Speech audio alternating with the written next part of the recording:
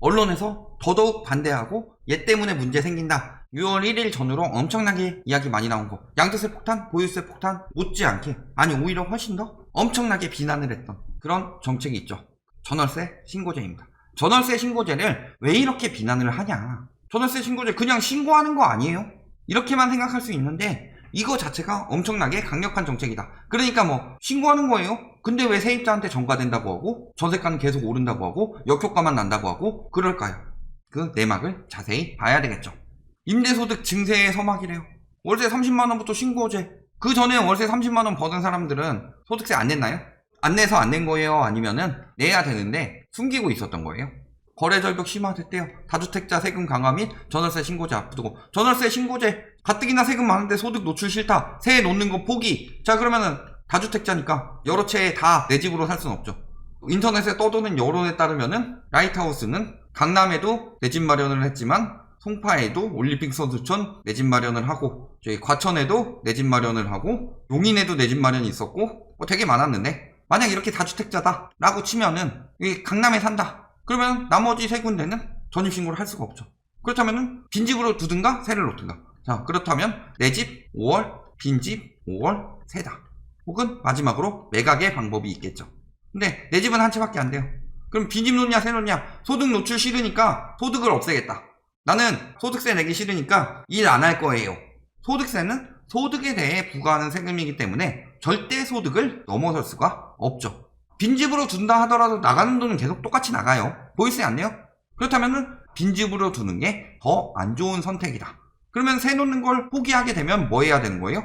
매각을 해야 되죠. 그런데 거래 절벽이 심화됐대요.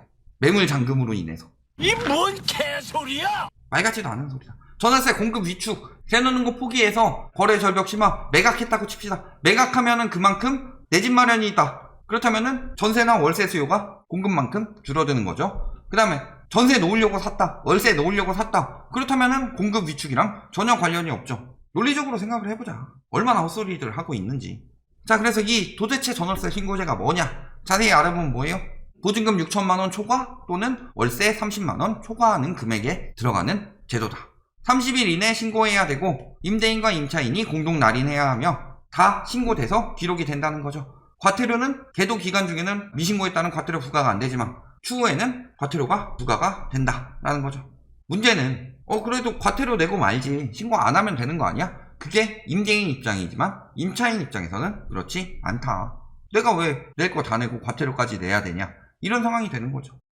자 계약금 7천에 월세 20만원 신고냐? 6천만원 넘으니까 신고죠. 5,900만원에 월세 29만원 신고 대상 아니다 라는 거죠. 20일 초단기 계약 신고 대상 아니죠. 30일 미만으로 나눠서 임대차 계약하는 경우 예를 들어서 30일 이내에 나간다 초단기 계약이다. 이거 신고 안 한다고 하니까 2년 계약인데 계약을 25번에 나눠서 30일 이내로 한다. 이딴 짓거리는 안 통한다는 거죠. 거주일 30일 이상이면 신고 대상이다. 위반 시 과태료 부과된다는 거죠. 1년 이후에. 그 다음에 확정일자 자동 부여되고 전입신고는 따로 해야 된다.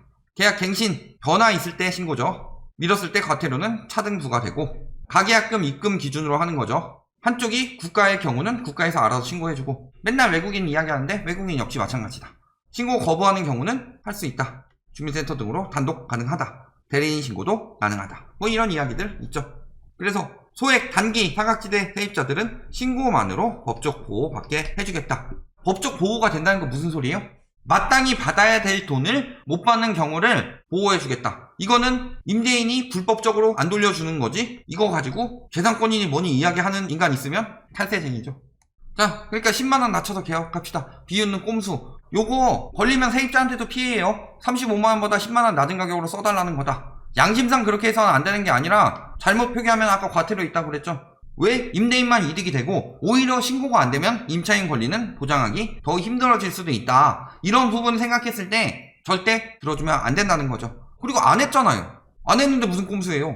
한 사례를 들고 와야지. 한 사례를 왜 못 들고 왔을까요? 한 사례가 없든가 아니면은 했다고 하면은 법안까지 나올 것이라든가 그런 상황이죠. 한 사례를 못 알아봤을 가능성이 높죠. A씨라고 해가지고 넘어갈 테니까. 다운계약 업계약은 잘 더해주지만 한 사람을 욕구하니까 안 한 사람 가지고 이야기를 했는데 이런 꼼수를 쓰고 있다. 꼼수를 쓸 것이다. 써야만 한다. 꼼수를 써주세요. 라고 홍보해주고 있는 거죠. 세금으로 잡히는 월세 대신 인터넷비, 청소요금, 관리비를 높이는 사례도 있다. 관리비 같은 경우도 내역 공개해야 되죠. 전월세 신고제가 시행되면은 세금 많이 거두려고 전월세 신고제 한다. 신고세 정보를 과세 자료로 활용하겠다. 활용하는 건 맞아요. 엄밀하게 말하면. 어떤 과세 자료로 활용하느냐? 여태까지 세금 마땅히 내야 되는데 안 내는 인간들, 혹은 세금 더 내야 되는데 제대로 안 내고 축소한 인간들을 과세 자료로 활용하겠다. 이런 거죠. 제대로 내고 있는 사람들은 문제가 없다. 그런데 그거 안 내려고 숨기고 왜곡하고 이런 사람들에 대해서 과세 자료로 활용하겠다. 이런 거죠. 임대소득세, 임대소득 과세 대상이 월세의 경우는 2채 이상부터 과세가 되고 전세의 경우는 3채 이상부터 과세가 되는 거죠. 어떻게? 전용 40 이하 제외한다고 하지만 전반적으로 과세가 되는 거죠. 과세가 되면 어떻게 돼요? 이것이 보유세 엄청나게 올라가지만 다주택자들 버틴다. 보유세보다 더 세게 들어오는 게 전월세 신고제다. 합산하여 계산한다고 그랬어야 자, 어떻게 해야 되는지 한번 봅시다. 월세 같은 경우, 자, 월세 85만원이에요. 2천만원 이하와 2천만원 초과. 그러면은 임대소득세 43만 4천원이랑 건강보험료 78만원. 요거는 보유세랑 다르게 1년에 나가는 게 아니라 매월 나가기 때문에 어떻게 해야 되는 거예요? 보험료 같은 경우는 빨리 팔면 빨리 팔수록 이득이죠. 소득세, 보험료 이런 것들이 붙는다는 거죠. 요것만 해도 꽤나 큰 돈이죠. 자, 월세보다 핵심은 전세입니다. 3주택자의 단주 임대료를 과세하겠다. 월세는 투명하게 하는 정도다. 이 정도로 끝난다면은 투기꾼들한테 직접 타격이 가는 거는 월세 받는 사람들은 대부분 투기꾼이라고 보기 힘들어요. 자기 자본 많이 넣고서 시세 차익을 보기보다는 전반적으로는 뭐 노후 대비나 해가지고 월세 수익을 올리겠다. 이런 건 괜찮다. 근데 문제는 뭐예요? 조금의 자기 돈을 가지고 엄청난 레버리지를 일으켜서 전세 보증금이라는 그걸로 투기에 들어가서 갭투기 여러 채 한 사람들, 이런 사람들 보면 어떻게 돼요? 지금까지 부담 없었죠. 임대사업자 등록했다. 6억 이하로 여러 채 사가지고 법인으로 막 매입해서 거의 안 냈죠. 보유세도 안 내고. 그런데 지금은 어떻게 되는 거예요? 시가 3억, 시가 10억, 시가 6억, 9억, 2억 이렇게 5채가 있어요. 전용은 이 정도고. 자, 그랬을 때 다 신고 대상은 들어가죠. 6천만원 이상이니까. 하지만 전용 40제곱미터 이하는 과세 대상에서 제외해야 한다. 그러면은 4주택으로 볼 수 있죠. 임대소득세 낼 때. 간주 임대소득료 합산하면 24억원 나오죠. 여기서 3억원을 빼고 60% 곱하고 정기 예금 이자율 곱한다. 임대일수랑 뭐 365분의 1 이런 거는 임대일수 똑같이 간다고 치니까 그러면 어떻게 돼요? 임대소득세 간주 임대료 2천만원 초과되죠. 2268만원. 그러면 어떻게 돼요? 임대소득세가 연 300만원이 나오더라. 거기다 건강보험료 난 전세라 소득 없어요 라고 하지만 간주 임대료 계산해서 연 170만원의 건강보험료가 나오더라. 갭투기는 팔기 전까지 수익이 없어요. 보유세 올라가는 것에 이어서 임대에 놔주면 임대소득세까지 나오게 되더라. 임대를 안 놓기에는 그 전세보증금이 없는 사람이 태반이다. 갭투기한 사람들 중에서 전세보증금 당장 돌려주세요, 빈집으로 놓으세요 라고 했을 때 돌려줄 수 없는 사람이 한 90%는 될 거예요. 다 남의 돈으로 한 거라. 그런데 세입자의 위험 부담에 대한 그런 장치가 부족하죠. 전세보증보험 가입하면 뭐하냐. 예전에 그 압류 들어갔는데도 임대 놓는다. 전월세 신고제로 해가지고 신고 받을 수 있다. 그러면은 월세를 못 놓게 해야 되죠. 압류 당했는데 월세로 돈 벌고서 그냥 보증금도 안 돌려주고 이런 쓰레기짓 하고 있으니까 이런 거 잡아야 된다는 거죠. 종부세만 17억이에요. 500채 보유한다고 했을 때 계산세가 1억 4천이고. 자, 임대사업자 했을 경우는 이거 반도 안 나오고 보유세 안 내고 있었는데 이런 것까지 부담이 더해진다. 전월세 신고제에 따른 임대소득세에 대한 정확한 과세, 그 다음에 돈을 벌고 있음에도 혜택을 받고 있던 건강보험. 소득 내가지고 근로소득하는 사람은 건강보험 똑바로 내고 있는데 불로소득하는 사람들은 소득 숨기고서 건강보험도 안 내고 혜택이란 혜택은 다 받고 있었다. 이런 거 맡기는 거죠. 여기에 보유세 인상까지 겹친다. 어떻게 되는 거예요?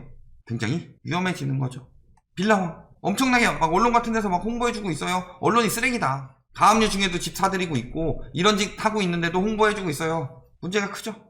여기도 뭘로 잡았어요? 국세청 세금으로 잡았어요. 엄청나게 다 조사해가지고 큰 건들만 잡을 수 있는데 그러면은 뭐 한 두세 채 가지고 계속 이런 식으로 피해가는 사람들은 어떡할 거냐. 이런 부분까지 생각해보면은 전월세 신고제에 보완될 부분이 필요하다. 이런 건 있죠. 자, 결론 뭐예요? 전월세 신고제로 인해서 탈세가 잡힌다. 제대로 신고된 거 한 30% 정도밖에 안 돼요. 나머지 한 70%는 어떻게 되는 거예요? 잡히는 거죠. 탈세가 잡힌다. 문제는 보유세 플러스 임대소득세 플러스 보험료 이런 부분까지 추가로 잡히게 되는 거죠. 문제는 월세 놓는 사람은 그렇다 칩시다. 소득이 있으니까. 그런데 가장 문제는 3채 이상 갭 투기에 타격이 크게 들어간다. 무조건적인 반대라는 이유보다 그만큼 다주택자들에게 타격이 엄청나게 크게 들어간다. 이렇게 생각하시면 되겠습니다.